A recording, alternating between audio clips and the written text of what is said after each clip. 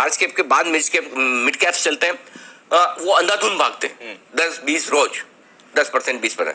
अब जो भागेंगे, अब आपको लेकर रखना होगा, सेकना होगा। ऐसा नहीं आज लिया कल 10% ऊपर, ये नहीं।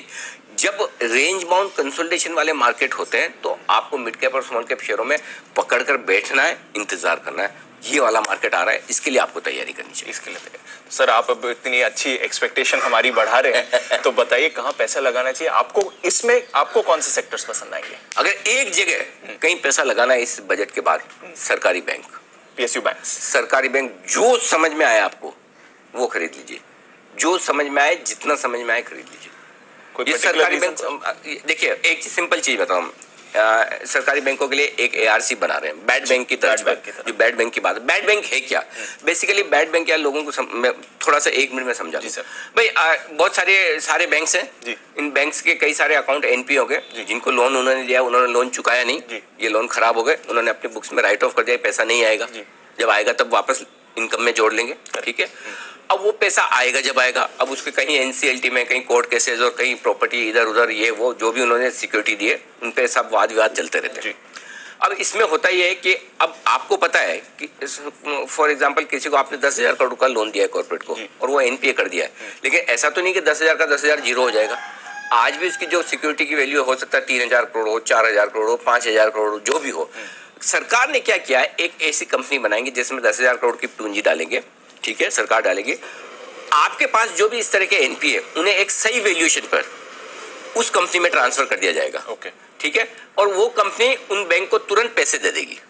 तो अब बैंक के पास है ना, वो इंतजार नहीं करना है कि 5 साल बाद मेरे पास में 2-3 हजार करोड़ आएंगे, मेरे पास आज ही आ गए, और आज ही अगर मेरा आज ही उससे साइकिल चालू हो गया, बैंक उससे वापस लोन दे सकते हैं। सरकार के लिए क्या फायदा है? 10,000 करोड़ सरकार डालेगी, 6 टाइम का लीवरेज है, 60-70 हजार करोड़ की कैपिटल होगी, 60-70 हजार करोड़ की कैपिटल से एक आपकी ARC बन गई, वो बैड लोन्स लेती रहेगी, उसकी एक्सपर्टाइज और उसका दिन भर का काम ही रिकवरी, ठीक है, वो अपने आप करते रहे। बैंक्स को बैंक्स का काम करने दे, रिकवरी का काम, NCLT, IBC, ये सारे काम उस ARC में होंगे, तो उनका एक स्पेशलाइज जॉब हो गया, राइट, और उनके पास कैपिटल हो गई, वो लोन्स लेते हैं। आज आपको अमाउंट बहुत छोटा दिख रहा है, लेकिन अगर ये सक्सेसफुल हुआ, आज 7-8 लाख करोड़ के NPA में से हो सकता है 4-5 लाख करोड़ के NPA ऑलरेडी अकाउंट हो चुके हैं। 4-5 लाख करोड़ के NPA अगर आप ARC में, उसमें से अगर 50%, 40-60% भी ट्रांसफर कर देते हैं 2.5-3 लाख करोड़ के, तो आप सोचो बैंक्स के पास कितना पैसा हो जाएगा, कैपिटल फ्री अप होगा, कैपिटल फ्री हो। इसलिए सरकारी बैंकों में नीचे की रिस्क नहीं के बराबर है, अपसाइड कुछ भी हो सकती है, पहली चीज। दूसरी, गवर्नमेंट ने जो बजट में नहीं कहा, वो बजट के बाद वित्त मंत्री ने कहा है। वो पहले ये था कि हम हर एक स्पेस में 3-4 प्लेयर हमारे पास होने चाहिए, राइट। अब वो एक प्लेयर से भी संतुष्ट है, यानी कि बहुत जल्दी है, लेकिन एक SBI से भी काम चल जाएगा, बाकी BOB, PNB और लंबी लिस्ट ना हो। तो ये बड़ा शिफ्ट है सोच में कि आपको बहुत ज्यादा हर स्पेस में बहुत ज्यादा सरकारी कंपनियां नहीं चाहिए। और 2 सरकारी बैंकों का तो उन्होंने क्लियर कट बोला है, प्राइवेटाइजेशन करेंगे। एक और इंटरेस्टिंग चीज इंटरव्यू में FM ने बोली है, वो समझनी चाहिए, और वो ये कि जो बैंक हमें पता है कि कैपिटल डाल के ठीक नहीं हो सकते, कितना भी पैसा डालो, कितनी भी पूंजी डालो, मसलन कोई IOB टाइप्स, उनको बेहतर है बेच दिया जाए जी। ये सोच जो बदल रही है, ये बहुत बड़ी चीज है।